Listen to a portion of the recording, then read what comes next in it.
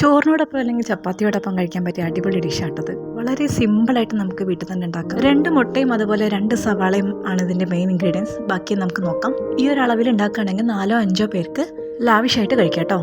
എങ്ങനെ ഉണ്ടാക്കാമെന്ന് നോക്കിയാലോ. ഒരു പാൻ അടുപ്പത്ത് വെച്ച് ചൂടായി വരുമ്പോൾ നമുക്കതിലേക്ക് വെളിച്ചെണ്ണ ഒഴിക്കാം. ഞാനിവിടെ തവിടെണ്ണ കേട്ടോ ഉപയോഗിക്കുന്നത്. കൂടുതൽ ടേസ്റ്റ് വെളിച്ചെണ്ണ ഉപയോഗിക്കുമ്പോൾ, പക്ഷേ ഇപ്പോഴത്തെ വെളിച്ചെണ്ണയുടെ വില കൊണ്ട് ഞാനിപ്പോൾ തവിടെണ്ണയിലേക്ക് മാറിയിട്ടുണ്ട്. ഇനി എണ്ണ ചൂടായി വരുമ്പോൾ നമുക്കതിലേക്ക് കടുക് 1 ടീസ്പൂൺ ഇടാം. കടുകെല്ലാം പൊട്ടി തുടങ്ങിയാൽ അത്യാവശ്യം കറിവേപ്പില ചേർക്കാം. ഇനി ഇതിലേക്ക് ചെറുതായി അരിഞ്ഞു വെച്ചിരിക്കുന്ന 2 സവാള, ഒരു ചെറിയ കഷ്ണം ഇഞ്ചി, 3 പച്ചമുളക് വട്ടത്തിൽ അരിഞ്ഞത്, കൂടാതെ ഒരു 2 വെളുത്തുള്ളി ചെറുതായി അരിഞ്ഞത് എന്നിവ ചേർത്ത് ഒന്ന് വഴറ്റിയെടുക്കുക. ഇതിലേക്ക് ആവശ്യത്തിനുള്ള ഉപ്പ് ചേർക്കാം. ഇനി ഉള്ളി ഒന്ന് ട്രാൻസ്പെറൻ്റ് ആവുന്നത് വരെ ഒന്ന് വഴറ്റിയെടുക്കുക. ഉള്ളി കരിഞ്ഞു പോകാതെ നോക്കണം. കരിഞ്ഞു പോയാൽ അതിൻ്റെ ടേസ്റ്റ് മാറും. ഇനി നമുക്ക് പൊടികൾ ചേർക്കാം. 1 ടേബിൾ സ്പൂൺ മല്ലിപ്പൊടി, 1 ടീസ്പൂൺ മുളക് പൊടി, 1/2 ടീസ്പൂൺ മഞ്ഞൾപ്പൊടി, 2 ടീസ്പൂൺ മീറ്റ് മസാല അല്ലെങ്കിൽ ചിക്കൻ മസാല ചേർക്കാം.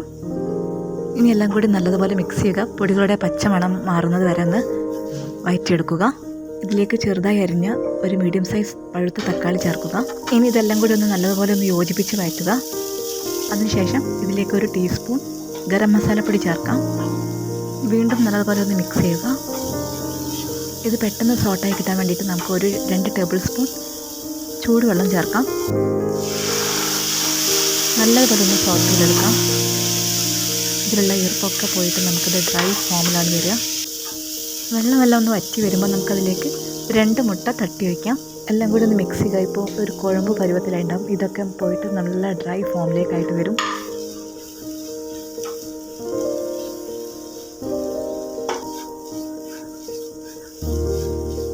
ഇനി ഇതിലേക്ക് 2 ടീസ്പൂൺ കുരുമുളക് പൊടി ചേർക്കാം. ഉപ്പ് നോക്കിയിട്ട് ആവശ്യമെങ്കിൽ ചേർക്കാം. എനിക്ക് കുറച്ചുകൂടി മുളക് പൊടി വേണമെന്ന് തോന്നി, അതുകൊണ്ട് ഞാൻ കാശ്മീരി മുളക് പൊടി ചേർക്കുന്നുണ്ട്. ഇനി വീണ്ടും 1 മിനിറ്റോളം ഒന്ന് വഴറ്റുക. ഈ സമയത്ത് വേണമെങ്കിൽ നമുക്ക് കൂടുതൽ കറിവേപ്പില അതുപോലെ മല്ലിയിലൊക്കെ ചേർക്കാം. അതൊക്കെ നമ്മുടെ ഇഷ്ടത്തിനനുസരിച്ച് ആഡ് ചെയ്യാം. അങ്ങനെ നമ്മുടെ സിമ്പിൾ സ്പെഷ്യൽ റെസിപ്പി തയ്യാറായിട്ടുണ്ട്. ഇനി ഇതൊരു ബൗളിലേക്ക് ട്രാൻസ്ഫർ ചെയ്യും. ഇത് കുട്ടികളുടെ ലഞ്ച് ബോക്സിലേക്ക് കൊടുത്തയക്കാൻ പറ്റിയൊരു ഐറ്റമാണ്. കാരണം നമുക്കിതിൻ്റെ കൂടെ കറിയേണ്ട ഒന്നും ആവശ്യമില്ല. എല്ലാവരും ഇതൊന്ന് ട്രൈ ചെയ്ത് നോക്കിയിട്ടൊന്ന് അഭിപ്രായം അറിയിക്കണേ.